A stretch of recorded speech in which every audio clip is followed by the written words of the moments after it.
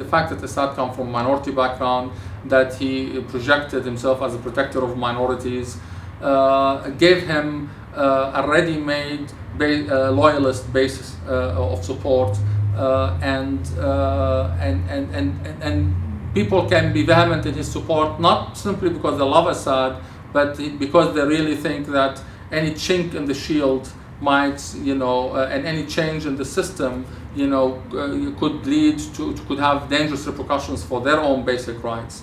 The Alawites in particular were never acknowledged as a legitimate religious community, historically speaking. Under the Ottoman Empire, the confessional system that the Ottomans used, known as the millet system, acknowledged a lot of religious communities except the Alawite.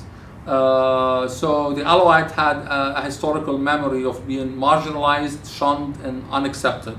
And the only time in history for hundreds of years that they had a chance to be leaders or part of the power-based system was under Assad.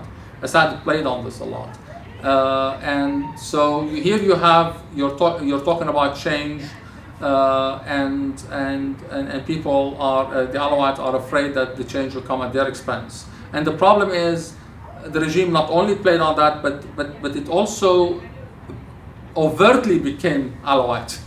And by playing it in this overt manner, it trapped the Alawite community in this position. The failure of the opposition to come up with a vision and to come up with an elaborate sort of statement on how the rights of the Alawite community can be protected, how they can be protected from being marginalized. It's not enough to say to a community of 10% of the Syrian people that, look, you will have citizenship and equality. 10%, say in a decision maker on a national level, it's nothing. It means that you will never really be influential.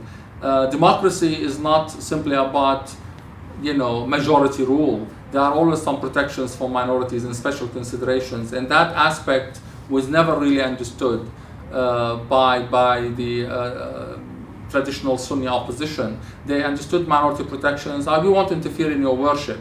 They did not think of it in socioeconomic terms, that it means jobs and investment in infrastructure in our part of Syria, and an ability to be part of the centralized decision-making process, even in a way that may not be commensurate with the demographic size. It has to be a little bit more. That kind of a system was seemed anti-democratic to some Sunni scholars. They did not realize that in fact this is the kind of system that is elaborated in so many Western democracies, and yet it functions and it's viable, and that there is a lot that we can learn here, and that this is how you in fact ease minority fears, by showing them they are not going to be marginalized because their demographic size is so small, but they will be given an opportunity to flourish. These concepts were not part of our culture. So a combination of all these factors made the situation in Syria tough to handle, and made the situation devolve into the bloody mayhem and mess that we see today.